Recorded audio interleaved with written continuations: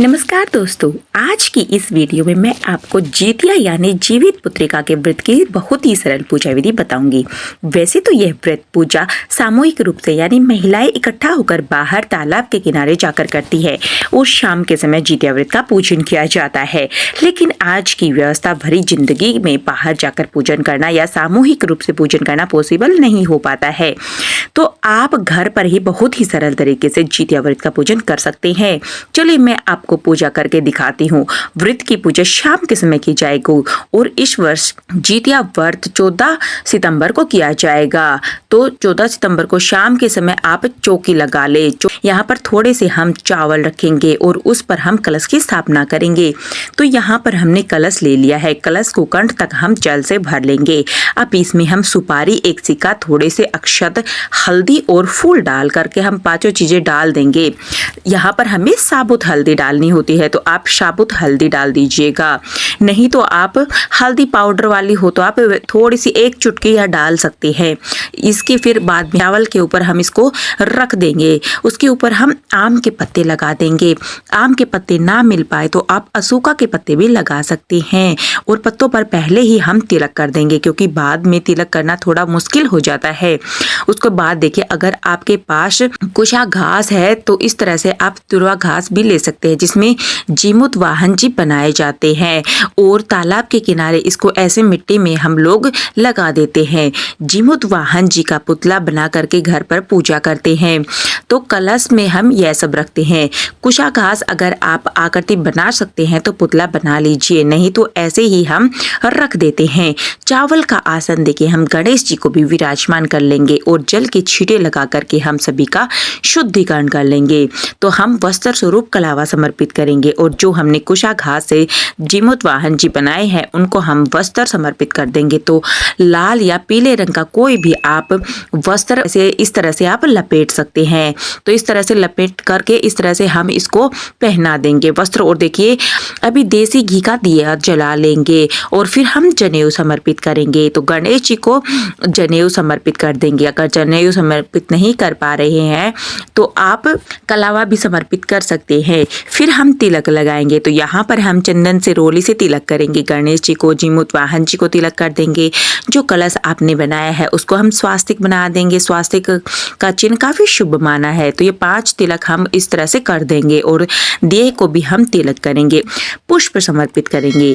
तो जो भी फूल मिल जाए आप वो यहाँ पर समर्पित कीजिएगा। फिर हम फल समर्पित करेंगे, यानी नारियल समर्पित करना होता है। नारियल के ऊपर आप कलावा जरूर बांधे और तिलक कर दे। उसके बाद में हम खिलौने समर्पित करेंगे। तो जीमूत वाहन जी को व्रत में बच्चों के लिए किया जाता है, बच्चों की लंबी उम्र के लिए किया जाता है। तो इसमें खिलौने जरूर समर्पित करें। जो भी खिलौने जिससे आपके बच्चे खेलते हैं ना, वह खिलौने आप यहाँ पर समर्पित कर सकते हैं।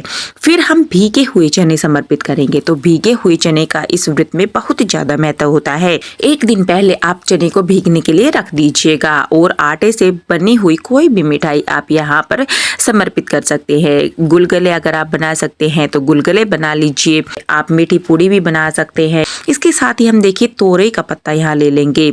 अब हम जितिया को ऐसे रखेंगे। जितिया का जो डोरा आता है ना, उसकी पूजा भी हमें साथ साथ करनी है। तो जितने बच्चे हैं उतने ही डोरे लिए जाते हैं और उनका पूजन भी साथ में ही करना होता है।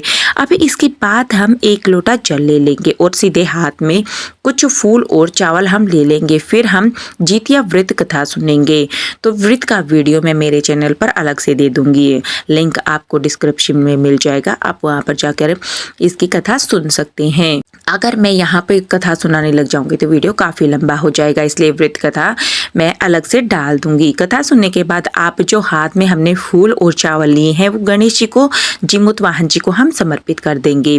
व्रत कथा की जो बुक आती है आप उसमें से भी कथा को पढ़ सकते हैं या फिर आप मेरे चैनल से सुन सकते हैं, वहां पर आप जाके सुन लीजिएगा। फिर हाथ जोड़कर हम धूप दीप दिखाएंगे और दक्षिणा हमें जरूर समर्पित करनी होती है, क्योंकि दक्षिणा पूजा में रही कमियों को पूरा करती है। उसके बाद में फिर हम आरती करेंगे।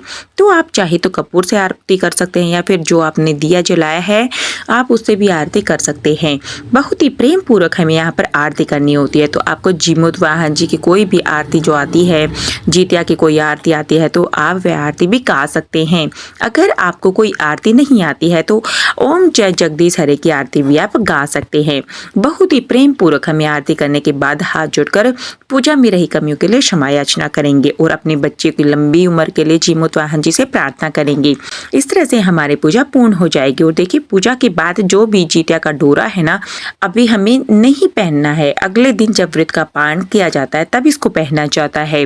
तो अभी जो भी आपने जितिया का जो व्रत किया है, कुछ लोग जितिया का डोरा बोलते हैं कि यह हमें चौकी पर ही रखना होता है।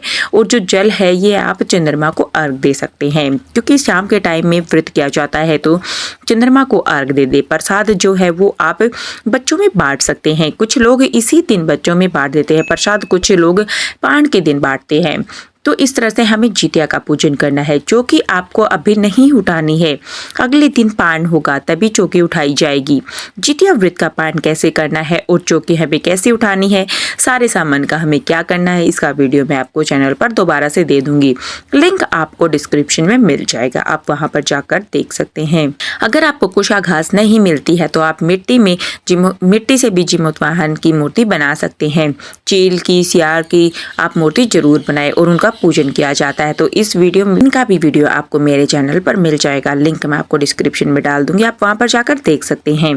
कुशा घास से पूजा करने की सबसे ज्यादा पारंपरिक विधि है।